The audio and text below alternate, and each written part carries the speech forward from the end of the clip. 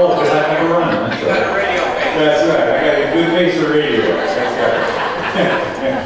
I'm going to ask the speakers, and I know it's tough, but we're trying to keep things on schedule. So when you're up and you give your talk, just try to keep in mind how much time you're using, because there's other speakers that are coming and so on. So I'm trying to give everybody as much latitude as possible, because everybody here on this list has very interesting stories, and each one is worth sitting down and listening to for as long as they want to talk. We still have that kind of time.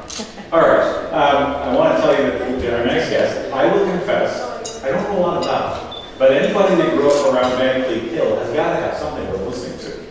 So I'm going to invite up Marjorie Hurley, and she's going to share with us a little bit. Is she? Marjorie? Yes, Marjorie. Oh, there you are.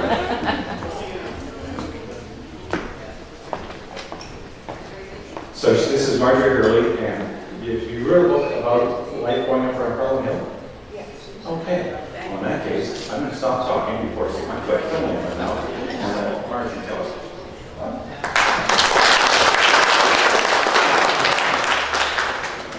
First of all, I would like to thank Kim for having me. And I do have my little book here. Around the hill. It's called Around the Hill. I don't know where the title came from, but it jumped out at me one day. What motivated me to write this book, and I must say it has been germinating in my mind for a long time. I thought, I better get it done. I haven't got too much time. So it consists of 33 stories. And it goes back and gives, I suppose, a history of dairy farming, because we all know that Eastern Ontario was a dairy farming area. And I describe, some of the stories describe life on the farm during the Depression. And those farms were small. The farming in those days was not at all like the big industry it is now. So the average farm was, I would say, 100 acres or so. Everything was done by hand in the Depression. There was no electricity. Farmers couldn't afford electricity. They couldn't afford gas for their cars. All the work on the land was done with horses, and people cooked with wood stoves, cooked and baked with wood stoves. So it was a really tough, hard life.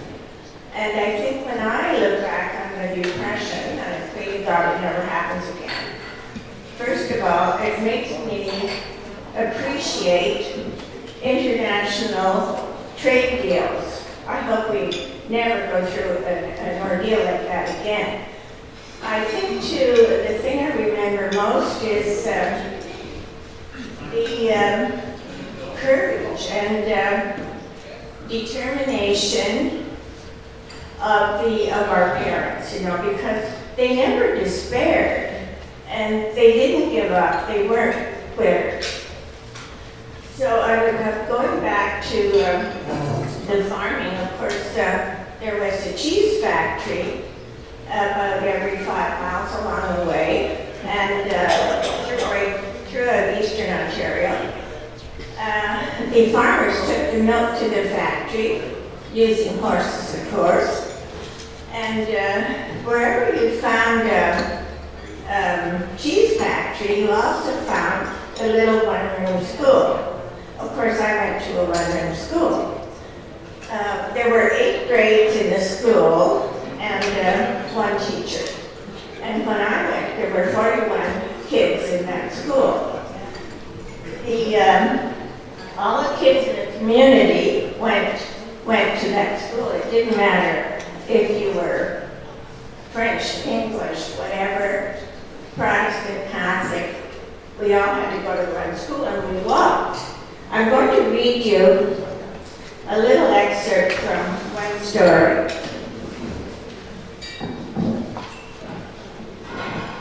I hope I capture the spirit of the time. And what did we learn in that one-room school that included all 8 grades? Everything.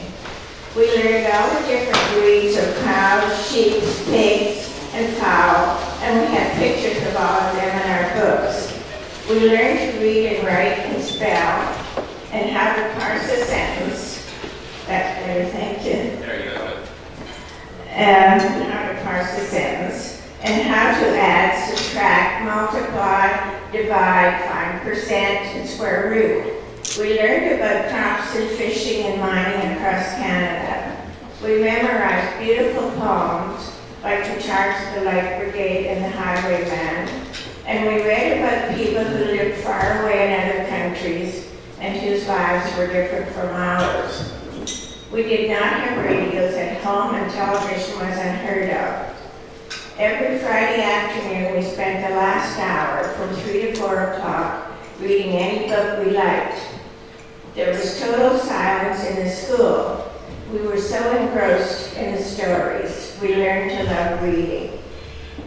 We learned about the Boer War in Africa, the Great War, the War of 1812, the struggle for the 49th parallel, the discovery of Canada, the exploration of the Ottawa and St. Lawrence rivers, the Great Lakes, the search for the Northwest Passage, and finding the Athabasca Trail.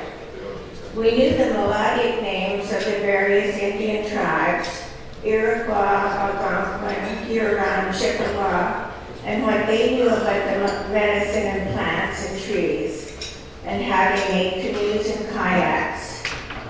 There were many maps on rollers above the blackboards, maps of Europe, China, India, Australia, North and South America. The teacher would pull the maps down.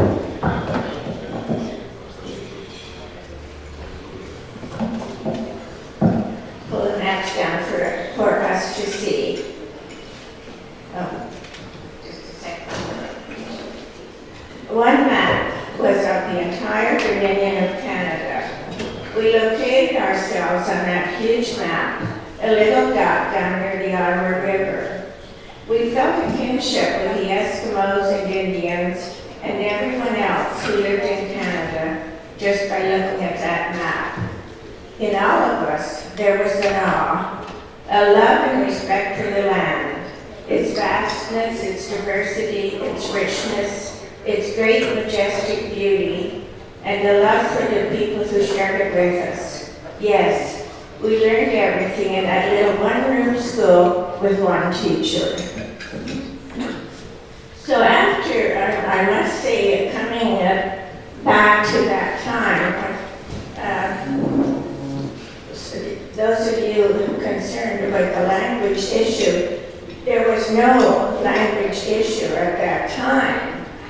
The French spoke French in their homes, the English spoke English in their homes, and the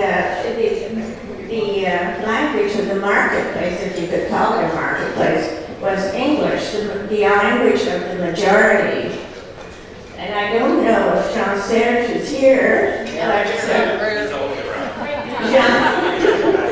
Serge, you could have put your sign up in any language and nobody would have said a word in those days. So it's, I find it very, very tragic that, what has ensued since that time, that there's so much animosity. But back in that time, there was no issue between English and French, but there was one, a cultural one, between the Catholics and Protestants. Mixed marriage was unheard of, and you would go to hell if you went out with a Protestant. I was brought up in that Catholic tradition, and we know that Quebec was in the grips of the Catholic Church. And in Ontario, we all know about the Protestant work ethic of Ontario.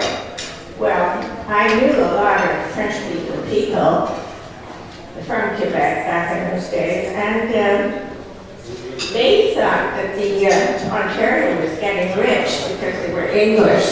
And of course, it wasn't the reason at all. Their prosperity was a byproduct of their religion, because the Catholics you disobey the teachings of the church, you go to hell. And the Protestants thought it was a sin to be idle, so they worked hard, and that's why they prospered. And it was a misconception that it was due to their English if it was not. So when going along, coming to this modern times, you know, coming through the ecumenical movement, we began to mellow. The Catholics and Protestants began to see the other one wasn't so bad, and we began to unite a bit. Well, just when we got into that, along came the politicians and said, oh, we all have to learn French or Quebec would separate, and you know the story from then on. So what has happened? Well, when I look back at all the phases I've come through, I think that we Canadians are like the Northern Lights. We don't hold a pattern for very long. So we come through the Depression, the war, the ecumenical movement, and now this bilingualism. And I think I've got an undergraduate degree in French. It's a waste of time. And